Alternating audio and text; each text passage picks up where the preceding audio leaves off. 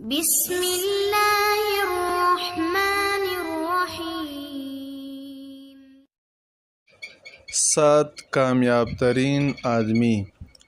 رسول اللہ صلی اللہ علیہ وسلم نے ارشاد فرمایا، 7 آدمی قیامت کے دن اللہ کے عرش کے سائے تلے ہوں گے جس دن کوئی سایہ نہیں ہوگا۔ نمبر 1، عدل و انصاف کرنے والا حکمران۔ دوسرا، وہ نوجوان جس کی جوانی اللہ کی عبادت میں گزری ہو۔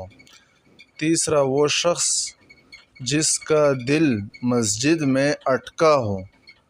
چوتھا، وہ شخص جو اتنا چھپا کر صدقہ کرے کہ بائیں ہاتھ کو پتہ نہ چلے کہ دائیں ہاتھ نے کیا خرچ کیا۔